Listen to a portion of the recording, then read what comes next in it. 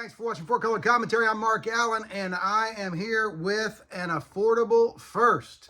Affordable firsts kind of make the world go round for me sometimes because it's really cool to find a book that is a milestone in the sense that it introduces a character that, now this is the important part, that you enjoy, okay? Or a character that has a special place in your heart, all right? Now for me, as a kid who grew up in Oklahoma, I guess that would be in the Midwest, I liked heroes or characters that were from, or at least near where I spent my life. And as Oklahoma always being neighbors to Texas and having been in and out of Texas many times over the years, I like Texas. Texas is a great state and lots of great people there and lots of great things to do. Well, this character is from Texas, originates from the Midwest, or I guess some people call it the South or the Mid-South, I don't know. Anyway, someone that feels, a character that feels, kind of akin to me and to how I grew up. But anyway, this is Fantastic Four issue number 177. And in this issue of the FF, you have the Frightful Four, who have immobilized the Fantastic Four, and then they do something that you'd only see in a comic book, something that only villains do, comic book villains do, is that once they have the Fantastic Four immobilized, they don't eliminate them. In this case, they don't even talk about their plan, which is usually the case. In this case, once the Fantastic Four are immobilized, they hold tryouts for a fourth member because they're at that point, they're the Frightful Three. And everyone knows 4 is more frightful than 3 when it comes to teams of villains. So yeah, they get the Fantastic Four immobilized and then they hold tryouts. Now, there's a couple of different characters involved here. Let me get first to the one that I love, and that is this guy, the Texas Twister. Now, the Texas Twister has the powers of wind. He can be a human cyclone.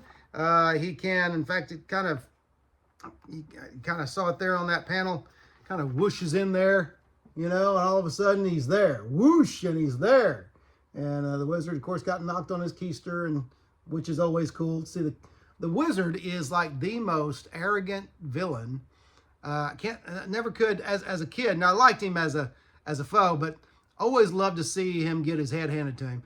But love the attitude of the Texas Twister also as he comes in there, because he's like, okay, let's talk about starting salary. And they're like, hey, Sandman's like, he pipes up, says, hey, man, you get a cut of the take whenever we pull a job, just like everybody else. That's it. And he says something kind of cryptic here. He says, well, in that case, I'll have to go with, basically he says, I'll have to go with another offer I was given by another group. Okay, I'll leave that. I know what that is, but I'll leave that for you to figure out and to do your own research.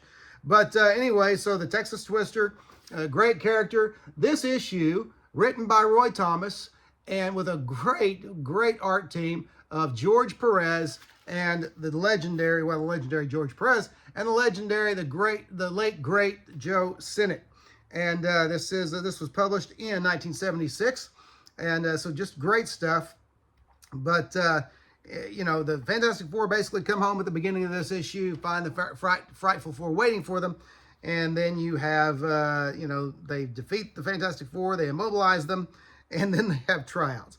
But now, besides the Texas Twister, there's another character who was a recurring character in the Marvel Universe, Captain Ultra. My goodness, dig that costume. If you thought that Wonder Man's multicolored costume was bad, this one's even worse. Now, Captain Ultra had the power of flight, had super strength, okay, but he had a ridiculous, in this case, okay, ridiculous, well, I have to go ahead and say what it was.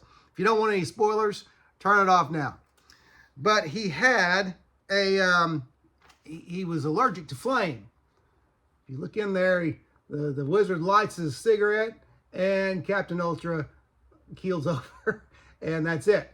Well, it turns out the guy's allergic to flame, and he wants to join the group that some of the primary antagonists of the Fantastic Four, which includes the Human torch. Okay, so of course, at that point, the Frightful Four is kind of outraged, and they're like, get out of here, you schmuck. And so he's out.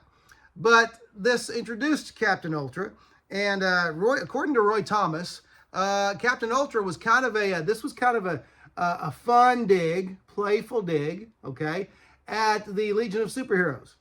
Now, I'm no Legion of Superheroes expert, but even I know that they had many different tryouts. And they even had the Legion of Rejected Heroes, or Legion of Superhero Rejects, or whatever it was. And so this was kind of a little fun poke at those tryouts. And you give Captain Ultra there, who has the strength of Superman and the flight and everything, but he had to have a weakness, like he had to have his kryptonite. So it was flame, a la the Martian Manhunter. So all of it was a playful homage, if you will, to beloved DC characters. So anyway, really neat issue. You can find this issue on eBay for not a lot of money. You can find nice copies for about 10 to 12, or even sometimes under $10. Remember, patience is the key. All right, so this is a Fantastic Four book that is worthy of mention. It's a couple of great affordable firsts here, and I would go digging for it. If I were you, I'd go looking for it. And if you get, like I say, if you get a nice copy for even 10 to 15, I'd say that's a great deal. And this is one that you'll want to keep for a long time. It's just a fun read. And so anyway, that's the affordable first. Whoa, the affordable first, the first appearance of the Texas Twister. And thanks for watching, and we'll see you next video.